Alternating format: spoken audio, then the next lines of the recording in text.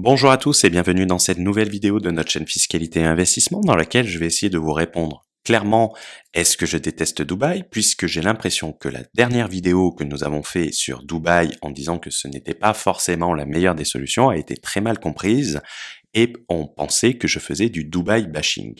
Donc avant de débuter cette vidéo, on vous invite à nous rejoindre sur notre chat Telegram, vous êtes plus de 700 à avoir rejoint, on partage du contenu, on répond aux questions des membres, on échange de manière régulière des informations diverses et variées, ça permet d'avoir un lien de proximité. Vous trouverez également le lien de notre Discord qui est également gratuit, qui compte près de 1600 membres à l'heure de l'enregistrement de cette vidéo.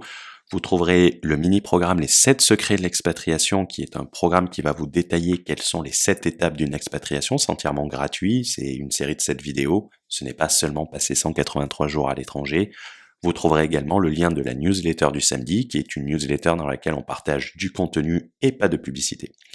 Également, vous trouverez le lien du futur programme que nous allons lancer, 100 000 € de profit par an sur YouTube sans montrer son visage.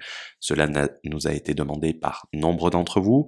Beaucoup de gens ont manifesté un intérêt pour ce mini-programme qui doit vous permettre de générer un revenu sans montrer votre visage sur YouTube. Le lien d'inscription se trouve dans la description. Donc, notre précédente vidéo sur Dubaï, vous êtes là pour ce sujet, traitons-le. Dans cette vidéo, on disait clairement que Dubaï présentait un risque plus grand que d'autres pays en termes de requalification de sa résidence fiscale lorsque nous sommes français. Effectivement, le but de cette vidéo était d'apporter un warning sur Dubaï en disant que ce n'était pas la meilleure des solutions. On n'a pas dit que c'était une option de merde, on a dit que ce n'était pas la meilleure des solutions. Nous avons reçu, bien évidemment, plusieurs critiques, toujours similaires, et de personnes visiblement qui ne comprennent pas le sens de cette chaîne. On nous a dit qu'on cassait les rêves, qu'on était négatif, qu'on est à contre-tendance, et ensuite, on a également ceux qui disent que c'est faux, qui s'inventent une compétence qu'ils n'ont pas, on commence à avoir l'habitude sur Internet. Mais pour aller plus loin, il vous suffira de lire les commentaires dans la précédente vidéo. On vous mettra le lien en haut à droite, où on pensait apporter de la valeur et que ça a été très mal compris. Donc, pourquoi cette vidéo et quelle était notre intention dans cette vidéo? Il faut savoir que dans l'ensemble de nos vidéos et également dans nos mails, ceux qui sont inscrits à la newsletter du samedi, vous êtes près de 250 à vous être inscrits, nous partageons une expertise pour vous conseiller en allant justement sur les points que les autres vont vouloir cacher, volontairement, involontairement, peut-être par incompétence, pour vous vendre quelque chose.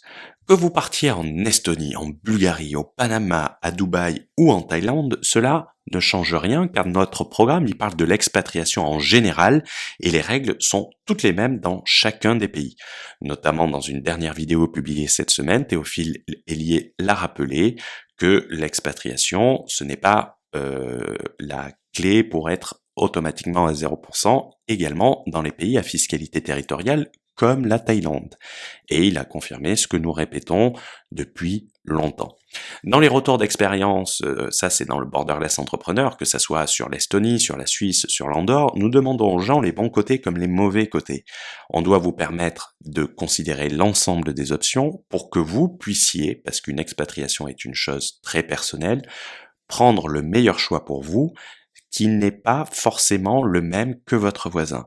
Il faut surtout pas copier les gens sur Internet, il y a autant de situations que de personnes, et il y a autant de problématiques que de personnes.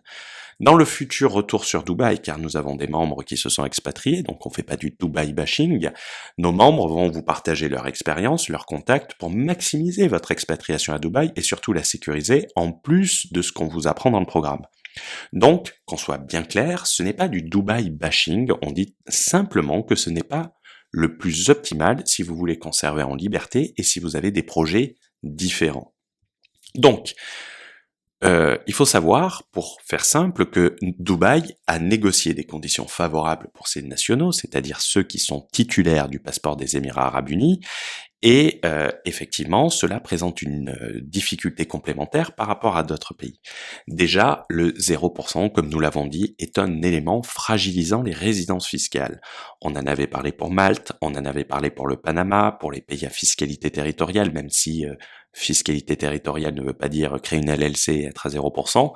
Et lorsqu'on nous en avait parlé, on disait qu'on avait tort. Cependant, les NHR portugais ont été considérés de résidents fiscaux français l'été dernier, sous exactement le même raisonnement que nous avions évoqué 4 mois avant, pour Malte, pour le Panama, pour la Géorgie, dans une vidéo sur Internet comme celle de Dubaï. Le fait que Dubaï ait négocié avec la France un traitement fiscal avantageux pour ses nationaux, il faut savoir que Dubaï, les Émirats Arabes Unis, ont négocié avec certains pays dont la France un traitement privilégié au niveau de l'IFI, l'impôt sur la fortune immobilière ou anciennement l'impôt solidarité sur la fortune, sous condition, c'est-à-dire que par exemple un national de Dubaï, c'est pas dire un Français expatrié à Dubaï qui est investi dans l'immobilier en France, ne sera pas soumis sous certaines conditions à l'impôt sur la fortune immobilière. C'est un avantage. Vous doutez bien que automatiquement, la France a demandé quelque chose en retour. Mais ça, on va le voir plus tard dans le cadre d'une vidéo très particulière. Comment l'expliquer simplement? Et là, je vais vous demander votre avis. Il est difficile de faire sur ces formats YouTube, qui sont des vidéos où on essaye de rarement dépasser les 10 minutes, une explication complète, car cela rend la vidéo un peu trop longue pour les algorithmes de YouTube et c'est assez difficile. Ce que je vous propose, si cela intéresse certains d'entre vous, c'est de l'étudier dans la prochaine édition de la vidéo du samedi, vraisemblablement à la fin du mois ou début du mois de mai, avec un exemple concret, avec l'exemple de Cédric Anissette, qui s'est expatrié à l'île Maurice et qui s'est ensuite expatrié à Dubaï. Si cela vous intéresse, n'hésitez pas à mettre expatriation Dubaï dans les commentaires de cette vidéo pour montrer votre intérêt et savoir si nous devons sortir cette vidéo, si cela vous intéresse réellement, pour l'expliquer en détail avec une situation concrète où le choix de Dubaï n'est pas forcément la meilleure option. Donc, on fera une vidéo qui sont des formats entre 30 et 45 minutes, c'est le format de la vidéo du samedi, comme la vidéo qu'on a fait sur Théophile Hélier, on vous mettra le lien en haut à droite, sur sa technique de l'écrasement du bénéfice. C'est des formats un peu plus longs, qui permettent de rentrer plus dans le détail. Donc si ça vous intéresse, n'hésitez pas, mettez expatriation Dubaï dans les commentaires, et on se fera un plaisir de vous faire cette vidéo où on va vous expliquer les problèmes propres à Dubaï, et ce de la manière la plus simple possible. Ce qu'il faut retenir, c'est que quand nous faisons une vidéo sur cette chaîne, nous avons pour objectif de partager de la valeur. Et que lorsque je fais un conseil, que je fais une vidéo, j'essaie de me mettre dans votre situation. Est-ce que je ferai cela pour moi ? Comme pour les coachings one-to-one. Il suffit de voir les commentaires que nous avons sur ces coachings. Hugo m'a apporté en 1 heure ce que je n'ai pas trouvé seul en plusieurs mois. Je remercie pour la clarté et la précision des informations transmises ainsi que du plan d'action pour mener à bien mes projets. Hugo sait faire preuve d'écoute et de simplicité avec toutes ces informations contradictoires que l'on peut retrouver sur Internet. On essaye de lutter contre ça à travers cette chaîne.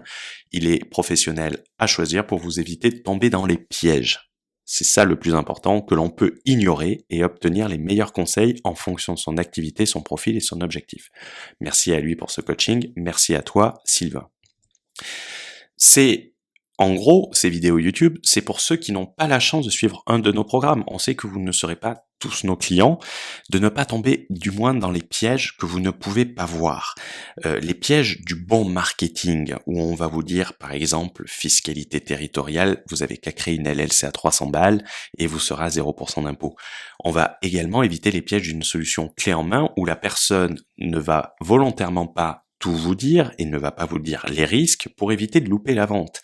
Si vous avez une personne qui vous crée des sociétés offshore qui vous dit que en fait ça va pas avoir d'avantage que si vous restez en France parce que vous aurez une double comptabilité, que vous allez payer la création plus chère de la société et que vous risquez gros, vous allez jamais lui acheter sa société Internet. On avait fait une vidéo, ils vous mentent tous sur ce sujet-là. Certains membres qui regarderont cette vidéo le savent, on avait fait un coaching avec le créateur d'une société où on a décrédibilisé chacun de ses points en direct, sans préparation, sans savoir ce qu'il allait dire. Donc Romain se reconnaîtra, c'est important de voir, nous on doit vous éviter les pièges, si vous suivez pas nos programmes, pour pas que ensuite vous ayez de mauvaises surprises. Prenez un formateur, à titre d'exemple, qui va vous vendre uniquement l'Estonie, je ne vise personne en particulier, est-ce qu'il va vous dire est-ce qu'il va vous dire tous les défauts de l'Estonie ou uniquement les avantages? Car si vous dit les défauts, vous risquez de ne plus vouloir aller en Estonie et donc ils risquent de louper la vente. Vous pensez réellement que ce sont des associations à but non lucratif, leur entreprise? Non, le marketing, c'est ça que j'appelle le manque d'honnêteté intellectuelle sur Internet, c'est que le marketing va vous dire tout ce que vous voulez entendre, tout en vous cachant ce qu'il ne faut pas vous dire au risque de vous faire louper la vente. Je ne me place pas sur ce marché, je ne me place pas sur ce type de relation avec les clients, je me place sur la relation de transparence et d'honnêteté intellectuelle. Il n'est de bonne compagnie que celle qui se quitte, donc il est temps pour moi de conclure. Si vous voulez jouer avec les règles, il faut encore connaître ces règles. Soit vous les connaissez pas et vous les apprenez, soit vous n'essayez pas de jouer avec ces règles. On n'apprend pas à piloter avant d'apprendre à conduire. Le but de cette chaîne, de nos programmes, c'est de vous permettre de vous développer sur le long terme, pas devenir une étoile filante qui disparaît en quelques secondes. Gagner beaucoup d'argent pour ensuite tout perdre, ce n'est pas notre placement.